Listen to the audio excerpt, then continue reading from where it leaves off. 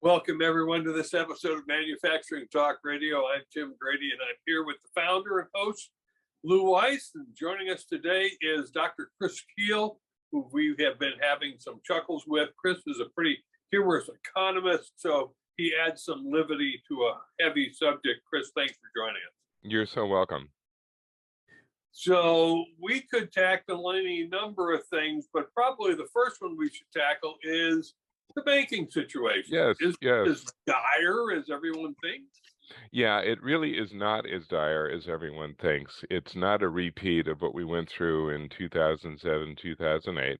Yes. But it is a signal of change, because for the last 10 years, we've had very, very low interest rates, and that has allowed banks to invest heavily in treasuries because they're very secure. It's kind of the thing that you put your money in when you want a lot of security. However, as the rates come up, the yields on those treasuries change. And what got Silicon Valley Bank in trouble, understand that this is a bank that was high risk to begin with because it's specialized in startups. It's specialized in tech startups. So it's already in a very high risk loan environment. It tried to protect itself by putting a lot of its money in bonds. Well, when the bonds became risky, now it's the perfect storm because you have risky clients, risky loans, risky backing with your bonds, and it caught up with them. What's worrying the whole banking system is that all the banks put a lot of money in bonds, and whether it's Silicon Bank or Wells Fargo or Citibank or Bank of America, they have bought a lot of bonds. And if they're selling the bonds they have now to buy new ones, as they do, they're selling at a discount to buy a more expensive bond. And that puts them in more financial distress than they would like to be. None of them are in real distress. None of them are looking like they looked back in 2007, 2008. That was when people were just going nuts over house loans and lending to people that had no credit. It's just ridiculous. That's not what's happening now.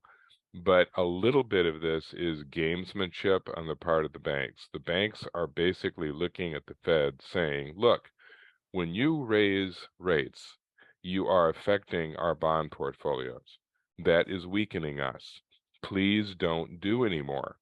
And the Fed's response in the last couple of days has been, well, we see what you're saying. We still need to slow the economy down, but we understand that we may be coming to a point where we do more damage than good. So that's the conversation that's happening now, where the banks and other institutions are saying, you've done enough. You don't need to raise rates anymore. And the Fed is saying, well, yeah, we see that. However, the unemployment rate is still low. We're still growing. Consumers are still spending. So maybe we raise them a little bit. So you've got these two sides going, I'm almost done, but not quite. Maybe, sort of, kind of, maybe. And the rest of us are sitting around going, would you guys make up your mind and decide what you're going to do? I think that they raise rates by 0.5 point at their next meeting, but at the very same time, it would not surprise me if they gave a really long list of reasons that they're not going to do it again. So it's kind of waiting on that. May have something to do with the loss of 2 million jobs. Well, it's true, but what they have been wanting to do is see those 2 million jobs lost. I mean, one of the ways that the Fed decides that it's done enough to break the economy is to see the unemployment rate go up. And it's basically raising rates is a blunt instrument. I mean, what they're trying to do is keep people from spending money. And one of the things that they've discovered is that people who don't have a job don't spend much money. And so the Fed is like, well, not to put too fine a point on it, but we're trying to get people fired. We are trying to get businesses to quit borrowing. We are trying to dry up the money supply. The problem is that there's an awful lot of alternatives to banks. I mean, one of the things we haven't talked much about in the media or anywhere else is the shadow banking system. And people look at that like it's sinister, shadow banking. What it boils down to is institutions that have money that are not controlled by the Fed. Insurance companies, venture funds. Venture funds have an incredible amount of money right now because our savings rate skyrocketed in 2020, and a lot of people with money put it into venture funds. So a company that doesn't get satisfaction from its bank turns to a venture fund, and the venture fund says, oh, by all means, we are mandated to spend this money. We can't hold on to it. So the Fed is like, well, we can control banks, can't control them. So it's the unfortunate thing is the Fed really does want pain. They want enough pain to slow the economy down. The good news, kind of, is that we're not going to be experiencing the pain that Paul Volcker brought in the 1980s, where it's like, I want the entire country out of work. It's just, that'll slow down inflation. My God, yeah, nothing like 3 years of recession. That'll do the trick. And it worked. It worked. It worked like a charm. I mean, inflation was killed. We had recession for 3 years, and Paul Volcker said, told you. That's what I said I was going to do. So maybe we need to bring him back. Yeah, or a Volcker-esque. We don't have any of those anymore. Ours are being a little less Volcker. close to the vest. Yes. Not quite so Machiavellian. Yeah, exactly. That's So, back in Chris- the days when central bankers were central bankers, by God, so. Yeah. Chris, manufacturing, and we're looking at the ACES report, and so far, manufacturing is, they're manufacturing. Nobody seems to be really crippled, and there don't seem to be the headwinds that would scare them out of work.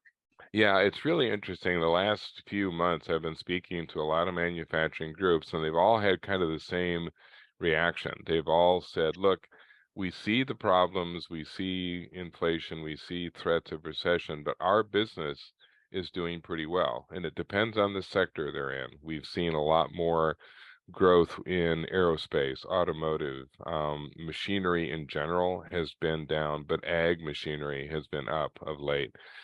One of the more interesting surveys that I ran across was of C-suite officials, asking them what they think about what's going on in the economy. Generally speaking, they were kind of neutral on global, national, local economy, but when it came to their own industry and their own company, 76% were confident in their own industry, 78% were confident in their own business. And they said, look, we see the problem, but it's not affecting us. We're still growing very well. I mean, I'm at a meeting today of people that heat treat metal, and most of them are saying, hey, whether it's aerospace, automotive, appliances, you name it, we're all seeing growth. Our biggest problems are problems of growth. We're having problems finding people. We're having problems finding the supply that we need. They have this, and this is universal across the country. Almost every country has a surplus of some inventory and a shortage of others. And so they're sitting on this inventory they don't know what to do with because they're lacking the other inventory that they need to finish a project. And it's like the automotive sector right now. They either have too much or too little. It's beginning to sound like a Cinderella thing. The porridge is too hot. No, it's too cold. And it's like, well, being kind that of quit making porridge. being that you're the economist and you know how to play with numbers, the U.S. government now is looking to increase the tariff Mm-hmm. on aluminum coming Right. in from Russia by 200%. Yes. So they increase the aluminum by 200%. There's 15% of the aluminum that we use in this country, in our aerospace industry, comes from Russia. Exactly. So a 200% tariff on 15% of the supply comes to what number? Well, I'm not going to give you specifics, but what I am going to point out is that even if you're not subject to that sanction, everybody else's aluminum prices go up too. because you're watching a significant part. We saw it earlier last year with the impact on oil and gas, food, all these different things. And we'll see the same pattern that we saw with oil and gas. The other suppliers will move in to make up the difference between what's being produced now and what Russia's producing. But it will take a few months, and they'll take advantage of the fact that the prices are going to be more, how shall we put this, more exciting for them. And then we're going to have to look at where else we get aluminum. And unfortunately, in a lot of our commodities, we're also dealing with instability in other parts of the world. I mean, there's no government to speak of in Peru right now, and Peru is a producer of copper and aluminum bauxite. And we have instability in places that we rely on for lithium. And we have, so all of these global commodity shifts end up reverberating through the entire industry. We've learned that, particularly with things like sanctions, if 15% of the aluminum comes from Russia, we'll still be getting it, but it's going to be coming through third parties. It's going to be amazing how quickly Kazakhstan increases their aluminum production. Oh, we had it all along. We just weren't telling anybody. It's like, it just came across the border. It's like, yeah, we'll prove it. So, Yeah, surprise. yeah, exactly. It's like, yeah, so all of a sudden, and it's the same thing. It's like the Russians have actually produced and sold more oil since the sanctions started than they did before. But now it's coming indirectly. It's like suddenly, who knew that Uzbekistan produced oil? So doesn't all of this just add to the inflation? It does. And the biggest driver for inflation, the commodity prices have tended to relax a little bit because we know the pattern. As soon as prices go up, whether it's for oil or gas or aluminum or copper or anything else, all of those marginal players start to produce because the money is there. And inevitably they overproduce because they're all trying to get in on that increase. So we go from having a shortage to having a surplus. What's driving inflation now is wages, and they don't go down. Commodities go up and down, looks like an EKG whenever you look at their pricing, but labor goes up and stays up, and you can't change it. Once you've given somebody a raise, you can't come back and say, surprise, things are better now, we're cutting your salary. Well, they don't. And the only way that you see wages come down is when there is large amounts of unemployment. So that's back to what the Fed's trying to do. They're sort of like, you want the wages to come down, fire a lot of people. Because what you can then do is fire the people that you're paying the most and hire new people who you don't pay as much. Unless you're in a sector like manufacturing where it's like, I can't fire the experienced people because they're the only people who know how to do this job. And if you want me to turn around and hire a newbie, well, these people don't even understand how to turn on a light, much less run a machine. I mean, so part of the reason we haven't seen the big layoffs is manufacturers are afraid to lay off their workforce because they know it's going to be so hard to get them back. It's hard to get them now. In the first place, exactly. first place. So they spent all this time recruiting somebody.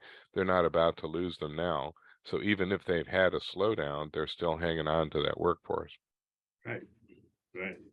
Chris, I've been watching Canada, which seemed to recover slower than we did, not as well as we did, and seems to be slowing faster than we are. Is that accurate of what's going on? It's fairly accurate. Canada is a commodity-based country, and they're very subject to the whims of commodities. So in the beginning of last year, they were doing quite well because the gas pricing and oil pricing was very high. But as that has come down, it has affected their GDP. So per barrel prices in the 70s doesn't do Canada any favors. They have also food commodities to sell. That's been very volatile. Their manufacturing sector is highly tied to the United States. And as the struggles in the U.S. have taken place, there's sort of been attention to the U.S. side of things and not as much attention to what's happening in Canada. The other challenge for Canada is that all of the problems that we deal with in terms of labor supply and all the rest is just magnified in a country that only has 20 million people to start with. And so Canada's lightly populated territory is a challenge, and transportation becomes an issue. Anybody who's done business with Canada, it's really almost two halves. Western doesn't do much with Eastern because there's just vast distances in between. So they tend to stay focused in their own area. Energy prices have been a challenge, and it isn't that it's sent Canada into a recession, it's just made them slower. Mexico, on the other hand, has seen much faster growth because they're taking over where China left off. As companies move out of China and look for other areas that are conducive to production, they still want lower wages, they still want lower taxes, they still want lower regulation. And it's like, oh, I can get all three of those in Mexico. Well, that brings Mexico into the discussion.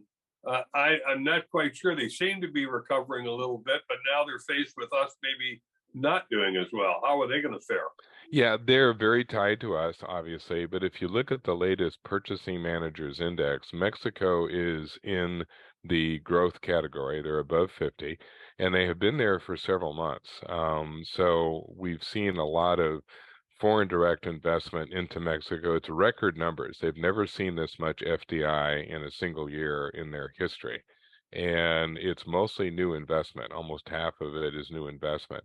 So there is a lot of expansion. It is almost exclusively in northern Mexico. So it's going to be the industrial towns, Saltillo, Querétaro, San Luis Potosí, Monterrey.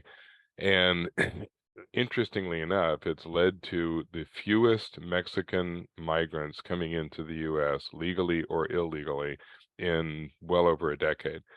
Even though the numbers of people coming across the border have increased, they're not Mexican. They're coming from Central America, Latin America. The Mexicans are literally herding the North, saying, we don't know what to do with the Guatemalans, Hondurans, Nicaraguans, Venezuelans either. And they're sort of like, we have jobs for our own people, we don't have jobs for them. And that's becoming a new immigration challenge. In your report, the ASIS, the Armada Strategic Intelligence Systems Report. Yes, and I know that's an oxymoron, but yes. Yes, and not only that, it's hard to say and it's hard to remember. We just call it, just remember as is. As it, I like it. I like it. So you, in your machinery forecast, so the outlook is weak. Right. But yet the machine tool order index has gone up, which usually predicts 6 to 9 months ahead of what's coming. So we have machinery builders weakening, but yet the machine tool order is looking good and rising and giving us a look that down the road that things are going to be pretty good. Yep. So how does this work? Well, the latest iteration of our machinery forecast showed a pretty sharp improvement. And one of the things that was kind of driving that was people's reaction to capacity utilization. We had several months in a row where our utilization numbers had been at least at 80 or very close to 80, which is kind of in the normal range. And that always has been what drives machinery purchasing, is that when companies are under 80, they have slack already. They don't need to buy any more machinery. They don't even really need to hire anybody because they already have slack. When they hit 85% utilization, that's when they start purchasing new machines because now they're running into bottlenecks and the like. So we're not at that stage, but we're beginning to get into the 80s where there's some rationale for companies to invest. Machineries tend to be very volatile because it's not something you buy every year. And so you get these peaks where you get a lot of machinery acquisition and then people basically they're done for a while until they need to upgrade. And we're kind of coming to the point now where there's maybe another surge close within a year or year and a half because people didn't buy much during 2021 and started to in 2022. The time for buying machines has begun to, the timeline has shortened because the machines are increasingly sophisticated and companies are using them to substitute for workers. Now it's become a lot more common to say, well, we used to do this with labor. Now we're bringing in robotics and machinery to handle what people used to do. The fastest growing sector of machine acquisition is material handling, where companies are like, yeah, we used to have guys on forklifts. Now it's like, no, we can't find forklift drivers anymore. So we're doing this in a more automated way. Mhm. Chris, I wish we had time to go through each of the sectors in the ACES report. I encourage people to go to armada-intel.com to get their hands on the ACES report. You get 2 months free. It's excellent information. You can also get the flagship report. So, Chris, thanks for being with us again. Thank you. I appreciate it. And good luck to all that you were out there fighting the weirdness of banks. So. No doubt. Thanks everyone for being with us on this episode of Manufacturing Talk Radio. And let us not forget, we are planning to go AM/FM radio syndication. We're at the very beginning stages of it. We've gotten our first reports regarding the marketing of same, and it's looking very encouraging. So you're going to wind up seeing us in the radio. So Very good, which is challenging in and of itself. It's like we have plenty of time. We have plenty of time. seeing you on the radio. That'll be fun. I'm looking forward to that. You'll be there. You'll be there. Very good. Thanks. Okay. We'll talk to you next month. Very good. Take care. Bye-bye.